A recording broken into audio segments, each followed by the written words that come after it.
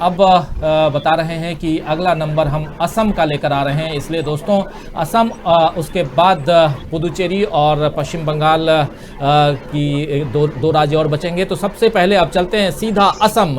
हालांकि दक्षिण का एक राज्य पुदुचेरी अभी बाकी है, लेकिन सीधे असम चलेंगे। असम में क्या हाल है ये देखने की कोशिश करेंगे।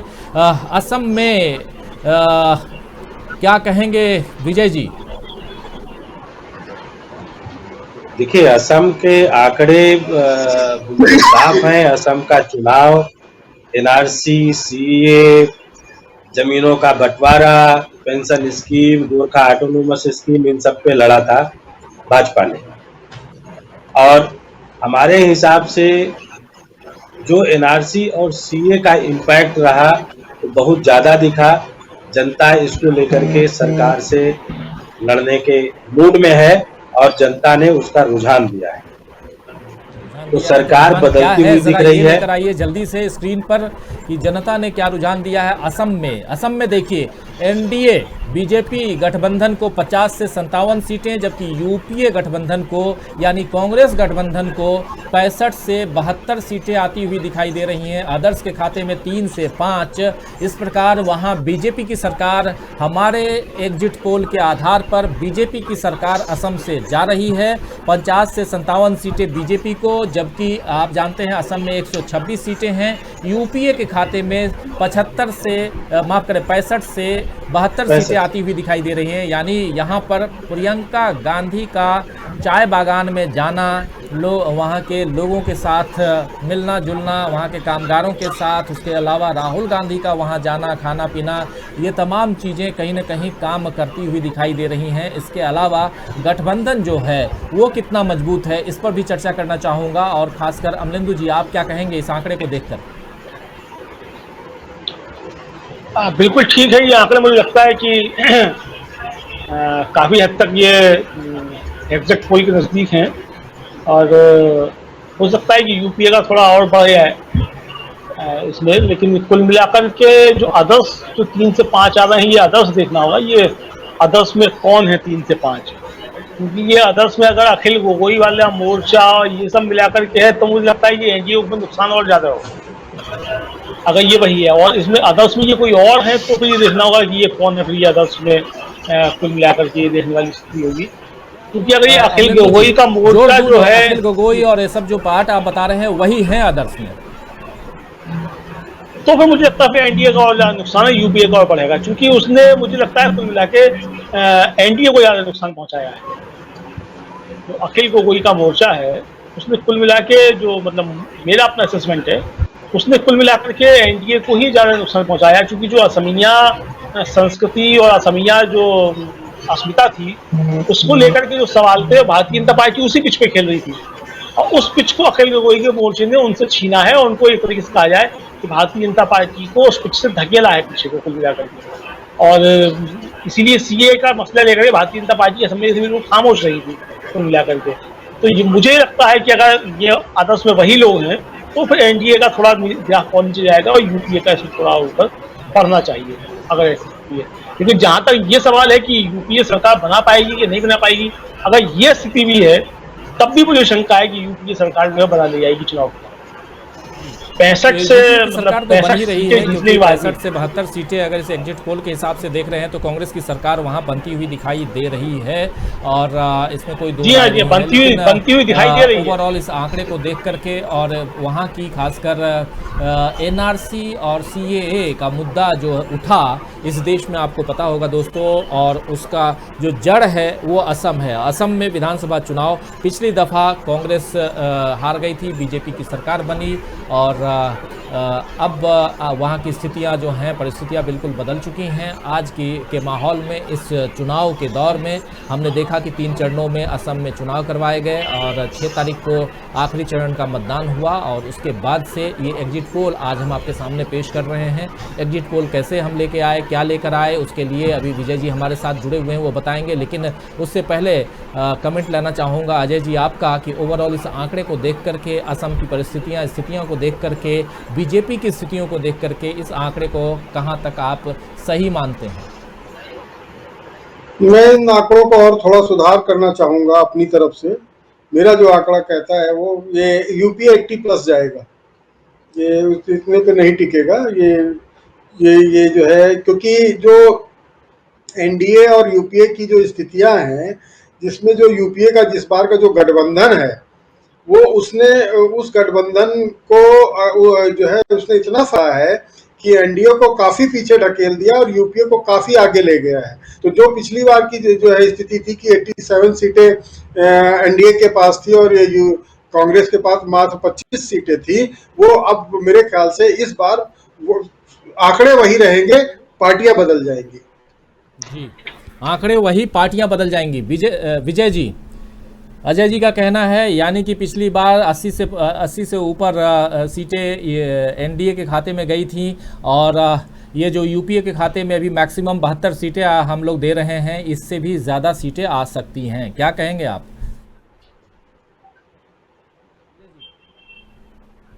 शायद डिस्कनेक्ट हो गए हैं विजय जी के पास, आवाज़ नहीं आ रही है हमारी।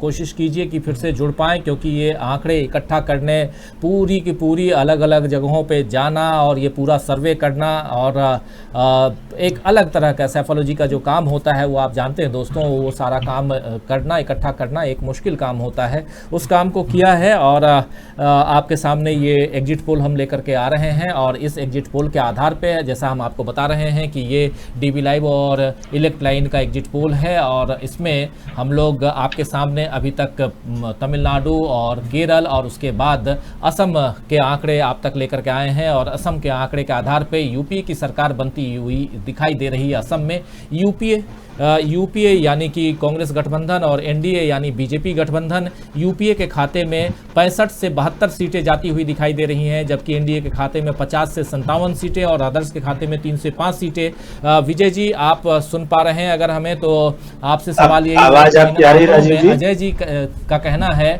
कि जो यूपीए के खाते में हमारे सामने जो आंकड़े हैं 65 से 72, ये सीटें यूपीए की और बढ़ सकती हैं, लेकिन ओवरऑल जो मुद्दे हैं लोकल, देखिए क्या बढ़ सकती हैं, क्या घट सकती हैं, ये एक पत्रकार होने के नाते और यहाँ बैठ करके हम लोग जो चर्चा करते हैं, ये एक अलग चर्चा होती है। मैदान में जब आप जाते हैं, बातें करते हैं, लोगों से पूछते हैं, लोगों के विचार लेते हैं, सामाजिक परिस्थितियों को देखते हैं, उन तमाम चीज़ों को लेकर के जब आप आंकड़े तैयार करते हैं तो वो एक अलग स्थिति होती है। ओवरऑल क्या कहेंगे इन आंकड़ों पे और कैसे क्या क्या मुद्दे छाए रहे असम में?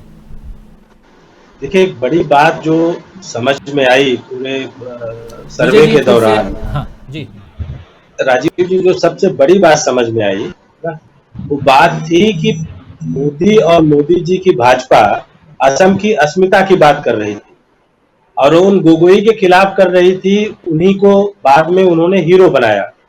तो लोगों का ये कहना था यानी इनका काम अच्छे को बुरा बनाना और बुरे को अच्छा बनाना है अपने मतलब के हिसाब से। तो जो आपदा में अवसर वाली बातें थी वो इस मुद्दे में जुड़ गई।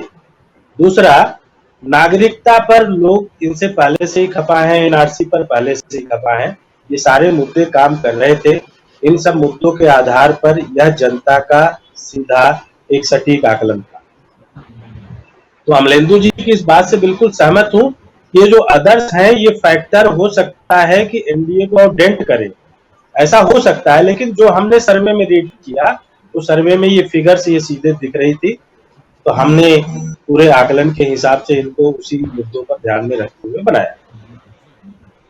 दोस्तों एक बात बताऊं आपको, ये जो 4, हालांकि अभी पुदुचेरी के आंकड़े आप तक हम नहीं पहुंचाए हैं, लेकिन हमने आप तक अभी तक तमिलनाडु के, जरा तमिलनाडु और केरल को भी बीच बीच में दिखाइए। तमिलनाडु के आंकड़े हमने दिखाए। देखिए दोस्तों, तमिलनाडु में एक डीएमके की सरकार बनती हुई दिखाई दे रही है, यानी कि कांग्रेस गठबंधन जो है, डीएमके और कांग्रेस का गठबंधन, उनकी सरकार बनती हुई दिखाई दे रही है और एआईडीएमके बीजेपी की सरकार जाती हुई दिखाई दे रही है, खासकर तमिलनाडु में। उसके अलावा हमने केरल में देखा जहां लेफ्ट गठबंधन की सरकार जाती हुई दिखाई दे रही है और कांग्रेस की सरकार वहां आती हुई दिखाई दे रही है केरल में। उसके अलावा हमने अभी आपको असम की तस्वीर दिखाई दिखाई असम का एग्जिट पोल जो है वो क्या कुछ कहता है। जरा असम को भी ले आइए स्क्रीन पर। असम की तस्वीर ये है कि वहाँ यूपीए की सरकार आती हुई यानी कि कांग्रेस गठबंधन की सरकार आती हुई दिखाई दे रही है और एनडीए की सरकार वहाँ से यानी बीजेपी गठबंधन की सरकार जाती हुई दिखाई दे रही है।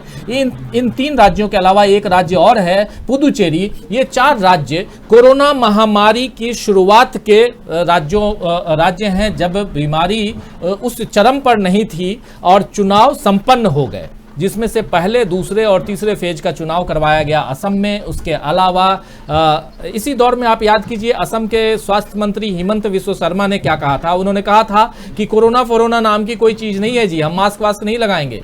इसी ढंग से यही सेंटेंस इसी ढंग से उन्होंने कहा था और व्यापार कौन करेगा, फिर बहुत सारी बातें उन्होंने की थी। तो लेकिन अब वहाँ की परिस्थिति अलग है, उस समय परिस्थितियाँ अलग थी। उस समय भीड़ जुट रही थी, लोग घर घर जा कर के कैंपेनिंग कर रहे थे। असम में वही हाल था, पुदुचेरी में वही हाल था, वही हाल केरल में था और वही सूरत हाल हमने देखा तमिलनाडु का। तो यहाँ के जो आंकड़े हैं एक अलग आंकड़े हैं। धीरे धीरे कोरोना का प्रकोप बढ़ता गया और वो एक अलग स्टेट पश्चिम बंगाल है जहां उसका भी असर पड़ा है क्या चुनाव पे।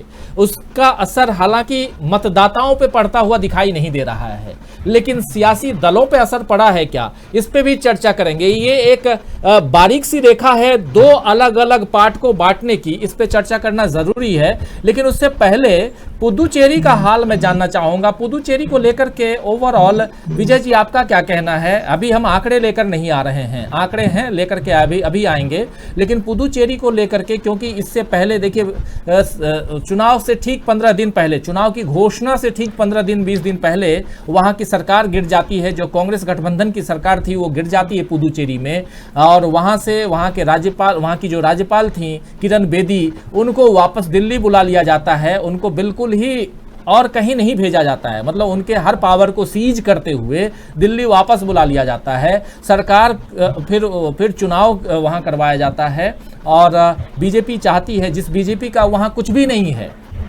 अगर एक जो बेस कहा जाए तो पुदुचेरी में बीजेपी बेसलेस है, लेकिन उसके बाद भी बीजेपी इस वक्त इस उम्मीद में है कि वहां उसकी सरकार बन रही है। तो ओवरऑल अभी आंकड़े लेकर हम आएंगे, लेकिन एक बात और बता दूं कि वहां पुदुचेरी में 30 सीटें, ओवर 30 सीट्स जो हैं वो इलेक्टेड जो मेंबर्स हैं उनके लिए हैं और 3 सीटें हैं जो नॉमिनेटेड मेंबर्स हैं यानी मनोनीत सदस्यों के लिए है।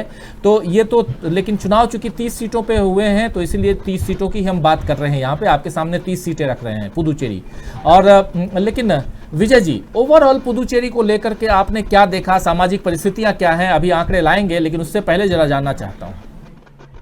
देखिए, वहाँ केंद्र की सरकार ने एक डिफरेंट नैरेटिव सेट करने का काम किया, लोगों के बीच में एक परसेप्शन बनाने का प्रयास किया कि यह सरकार आपके हित वाली नहीं थी, इसको हमने गिराया।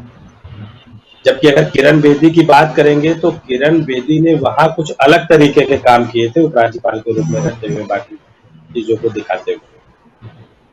और भाजपा चूंकि वहां बिल्कुल सत्ता में थी नहीं, तो इस बार उसने गठजोड़ भी वैसे ही बनाया है कि वो चाहने का पूरा प्रयास है। एआईडीएमके और बाकी सारी चीजों को साथ मिलकर के प्रयास कर रहे हैं, लेकिन लोगों का रुझान क्या है अभी आपको आंकड़े में पता चल जाएगा।